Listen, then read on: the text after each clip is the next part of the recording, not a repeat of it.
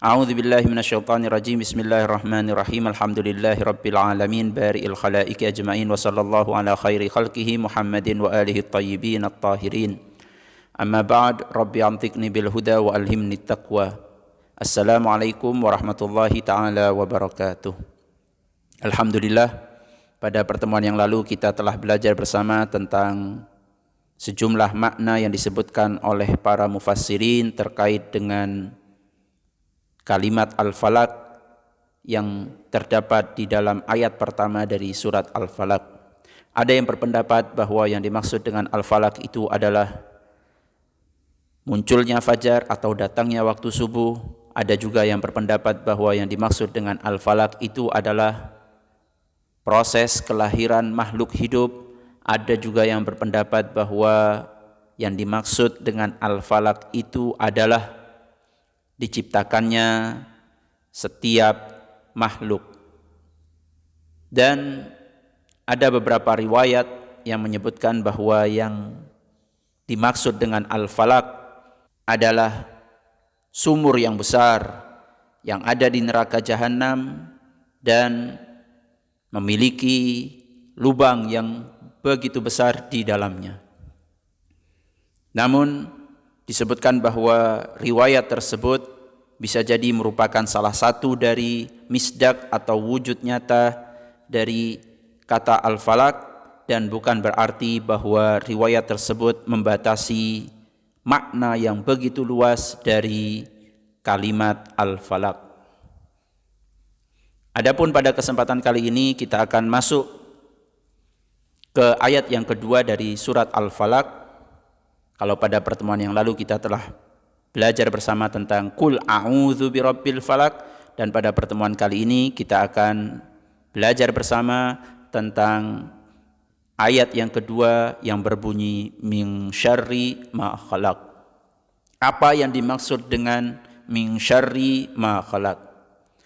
Yaitu min kulli maujudin syirririn, bahwa kita diperintahkan oleh Allah Subhanahu wa taala untuk memohon perlindungan kepadanya dari setiap makhluk yang jahat.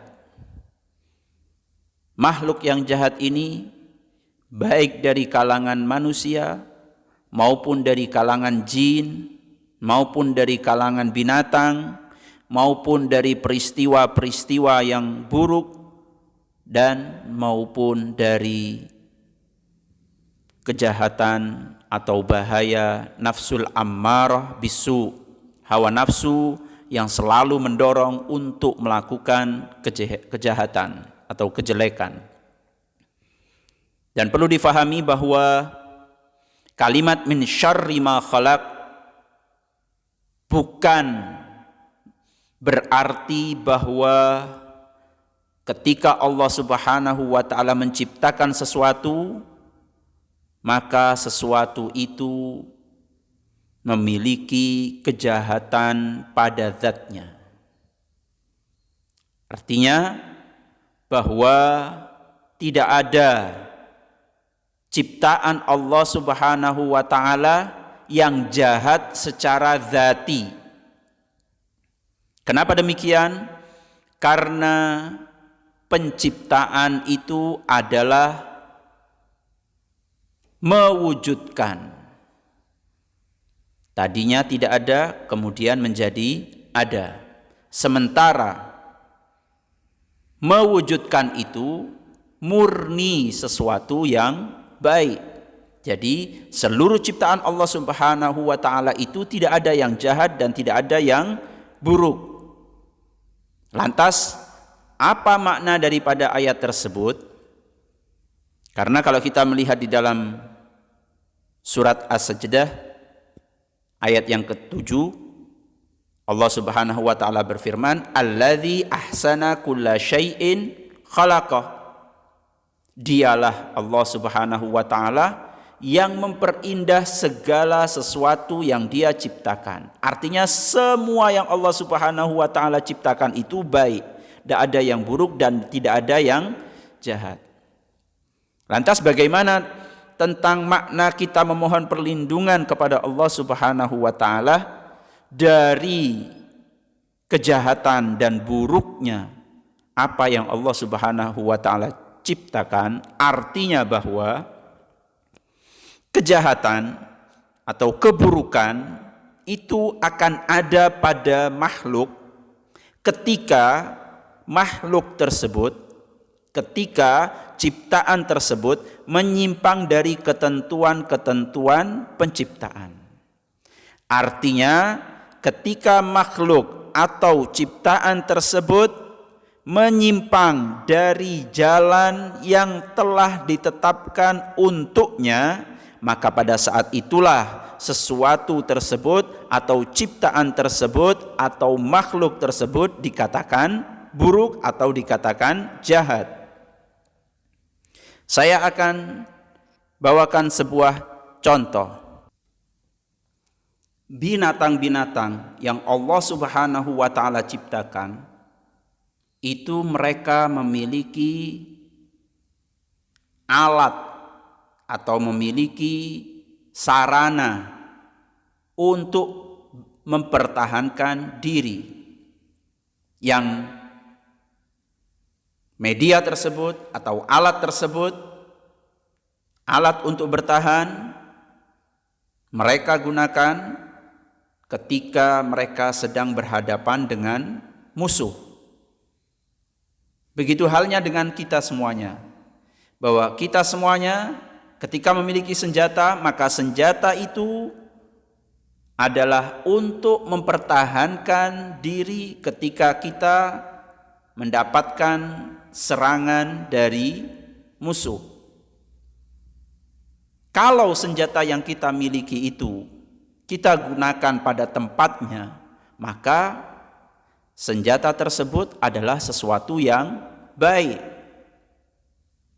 bukan sesuatu yang buruk. Namun ketika senjata itu digunakan bukan pada tempatnya, sebagaimana kalau kita menggunakan senjata tersebut untuk menyerang kawan sendiri, maka senjata tersebut adalah sesuatu yang buruk. Perlu saya sebutkan bahwa begitu banyak hal-hal yang kita mengira bahwa hal-hal atau sesuatu tersebut itu adalah sesuatu yang buruk, sesuatu yang jelek, sesuatu yang jahat. Padahal pada hakikatnya sesuatu tersebut adalah sesuatu yang memiliki kebaikan yang begitu banyak. Sebagaimana bencana atau kejadian-kejadian yang menimpa hamba-hamba Allah Subhanahu wa taala, sebenarnya bencana-bencana yang terjadi itu salah satu kebaikan yang terkandung dan tersimpan di dalamnya adalah untuk menghilangkan kelalaian dan untuk mendorong dia agar kembali kepada Allah Subhanahu wa taala. Maka kalau kita melihat dengan kacamata tersebut, apa yang terjadi bukanlah sesuatu yang buruk. Oleh karena itu, yang dapat kita ambil kesimpulan bahwa ketika kita memohon kepada Allah Subhanahu wa taala dari kejahatan makhluk yang Allah Subhanahu wa taala ciptakan, bukan berarti kita meyakini bahwa Allah menciptakan makhluk yang jelek, tidak. Bahwa Allah Subhanahu wa taala menciptakan sesuatu yang jahat, tidak. Melainkan bahwa jahatnya sesuatu itu adalah ketika sesuatu itu menyimpang dari ketentuan-ketentuan yang Allah Subhanahu wa taala tetapkan untuknya. Dan ketika ia menyeleweng dan ketika ia menyimpang dari jalan yang telah ditentukan untuknya, maka sesuatu itu barulah disebut jahat, barulah disebut sesuatu yang buruk, sesuatu yang jelek. Demikian yang bisa Ustadz sampaikan pada kesempatan kali ini. semoga dapat difahami dengan baik. Dan seperti biasa, tugas kalian adalah membuat rangkuman, kalian kirim ke nomor pribadi Ustadz. Kurang lebihnya Ustadz mohon maaf yang sebesar-besarnya. Wabillahi taufiq wal hidayah, tsumma ridha wal inayah. Ghafarallahu lana wa lakum. Wassalamualaikum warahmatullahi taala wabarakatuh.